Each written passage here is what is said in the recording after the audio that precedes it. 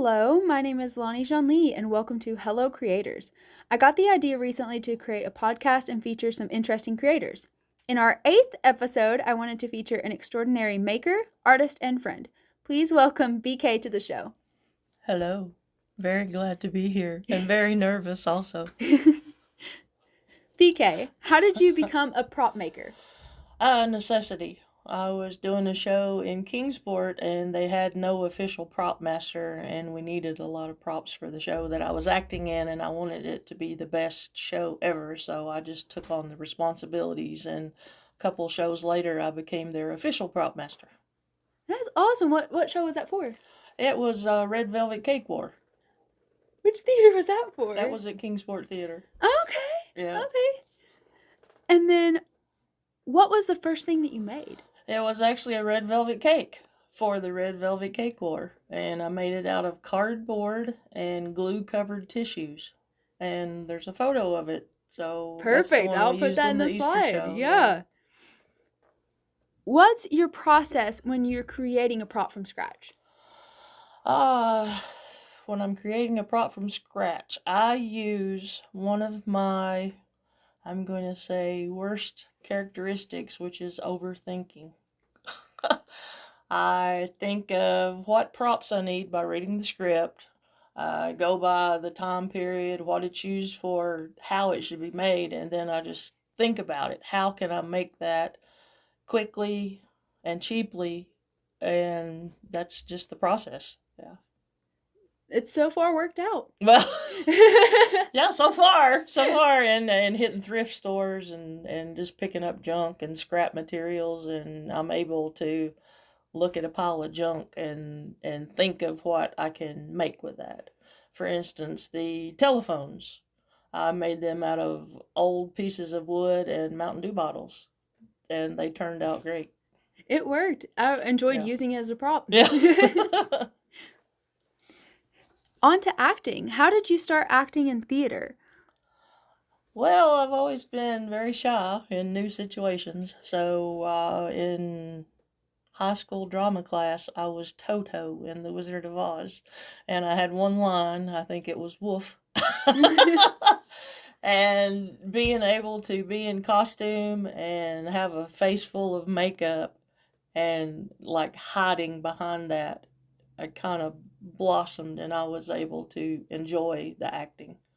And then when I went to college, again, I was too shy to do anything, and one of my friends drugged me to auditions for Arsenic and Old Lace, and I got the lead. And I was the lead in all the shows while I was at Emory and Henry. And the last year I directed a few shows, and my plan was to become a drama professor at a university.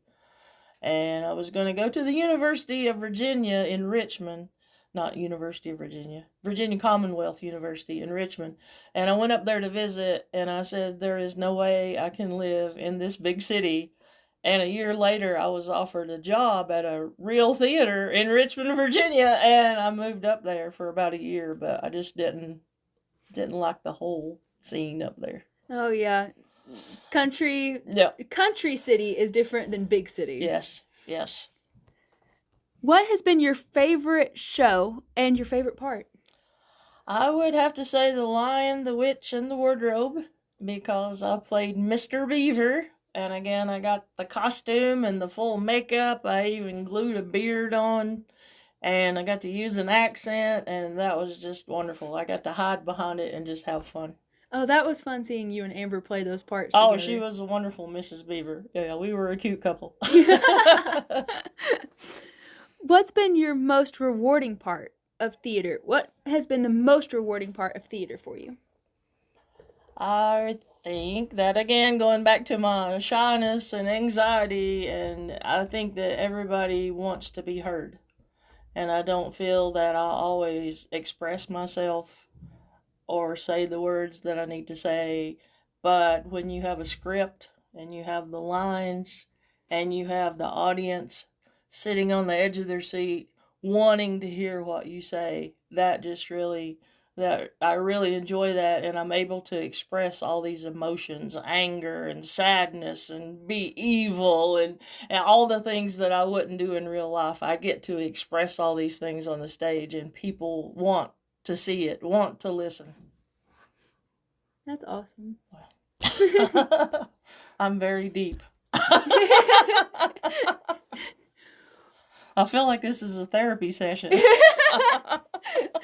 on a scale of 1 to 10, how would you... Are there any particular projects you aspire to work on? All of them. I just take them as they come. I'm really looking forward to Little Women here in August at For His Glory Productions. Really looking forward to that, and I just take every show as it comes and work on the props and do whatever I can to perform. And you got to be in a movie recently, right? Well, I think I saw the picture for it. An extra. A local couple are shooting a movie, Phantom of the Opera adaptation, and they needed extras to be the audience members at the opera.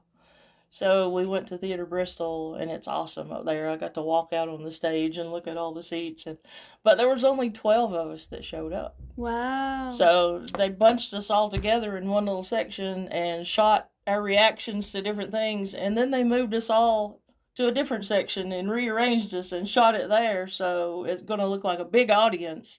So when the movie comes out, they're going to have a premiere there at Paramount in Bristol, and you might see me like 5 times in the audience. But it was a lot of fun. That's cool. Yeah. Is there an anticipated time for when that's going to be out? They did not say. They said they would keep us informed on and everything that's happening with it. Gotcha. I'll keep an eye out for that. What are the biggest challenges of turning art into a career? Making money. Yeah, so I majored in English and theater and came out of college with no hopes of making money doing that unless I moved to Los Angeles or New York, and I wasn't going to do that. That's the biggest challenge, is to find something that you love and be able to earn a living with it. And if you can't earn a living with it, you need to earn a living and still make that a part of your life. I trained myself to be a graphic designer, and I did that for 20 some years, and I kind of neglected theater. And when I rediscovered that a few years ago, it was like coming back to my first love, and I regret that I let it slide for so long. You've had a good comeback. Thank you. What skills should new artists focus on developing? As far as acting, I would say just watch people, how they talk, how they gesture, how they walk, and listen more and speak less. That's a good tip. That is a very good tip.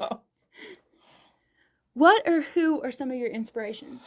Well, definitely my mom and dad. My mom was very crafty. She always had some sort of project going on at the house, and my dad was a carpenter, and he gave me my love of power tools. So now I use those two things together to make my props. So I gotta give it up to them. And you've made big props and little props. Yes, well, one of the things I was going to discuss was the worst prop I've ever made.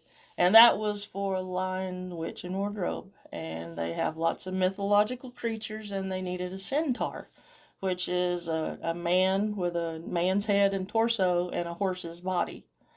So I decided I was going to make this horse's rear end the best ever, and I built it out of PVC pipe, and it had all kinds of joints, and when it walked, its legs bent, and it looked like it was really a horse's rear end.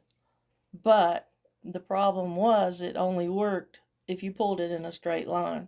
And there's lots of steps in the theater, and the centaur had to be in this epic battle sword fight where he had to twist and turn, and every time he did, his rear end would fall over. Oh no. So it was a technical wonder, but it was a practical flop. Oh.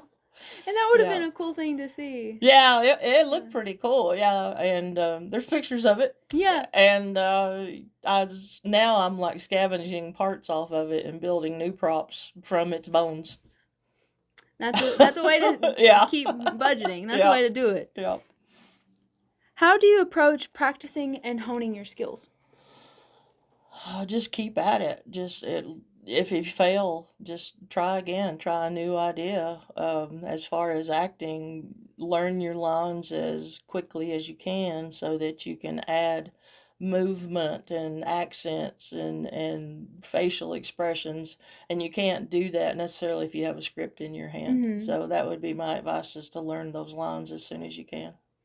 That's true. It really is hard to add pretty much any emotion Mm-hmm. until you have it out of your hands. Yes. Yes. Can you share the story of your creative journey? Let me look at this here just a second. I can tell you this, that, I did give up acting for a long time while I was working and trying to make money. And I also, years ago, I had a panic attack on stage. Oh, no. And that was a horrible feeling. And I got to the point where I couldn't even talk in work meetings with people that I'd worked with for 10 years or more, and it was just crippling. And my sister got me this book called The Boy, the Mole, the Fox, and the Horse. And there's one page in it that really hit me, and it said, "Imagine how you would be if you were less afraid." And I really took that to heart. And I saw auditions coming up in Kingsport, and I texted the director and asked a few questions, and then I chickened out of going to the auditions. Aww. But lucky for me, she needed another person, and she contacted me. So I went to the audition. Well, I didn't go to the auditions. I got the part of a Mexican flower seller. Hey, it's a part. And all I did was walk through the auditorium yelling in Spanish, "Flowers for sale." And that first weekend, my heart was hammering so hard in my chest. I didn't know if I was going to make the full round of the auditorium.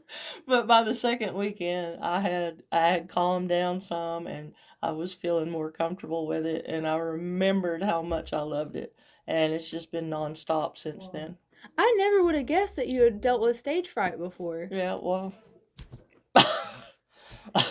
it wasn't stage fright, it just hit me. I mean, a panic attack. It just hit me in the middle of a scene, like the 6th show we had done, and it was just devastating. Oh, wow. Yeah, so you can overcome any fear. Just be strong and push through it.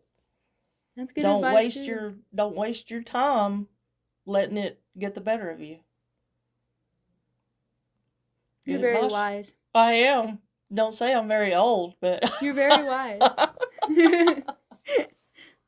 Can you share any details about your upcoming projects, and if you can share what excites you the most about your next project?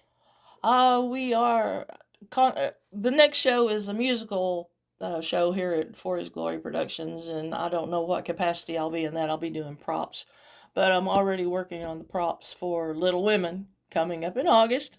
And I'm really excited about that because I'm helping also design the set and how the set works, and building bigger objects to make that work. And I'm really excited about that.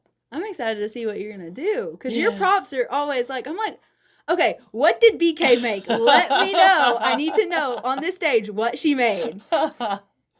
Yeah, so I've got a lot of big ideas, and I need to discuss that with the director to see if he's on the same page with me. But I think it's going to be exciting. I always love being in a show with you and getting to see what you create. It's always great. And eating my grapes. That was more so Jonathan. Oh, another thing I want to say about props. Actors are animals.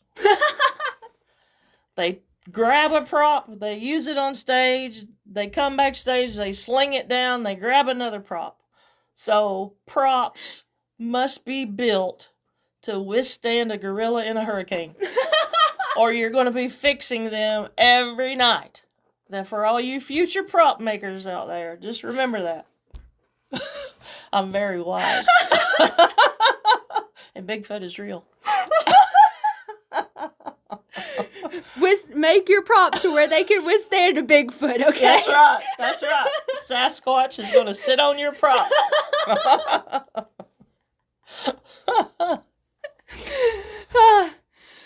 Listen to all that wisdom. Listen to all that wisdom. I'm oozing over here. I'm oozing. Well, thank you so much, BK, for being on the podcast, and I'm looking forward to your future endeavors. That wasn't as bad as I thought it was going to be. Good, Thank you. Good. Thank you. Of course.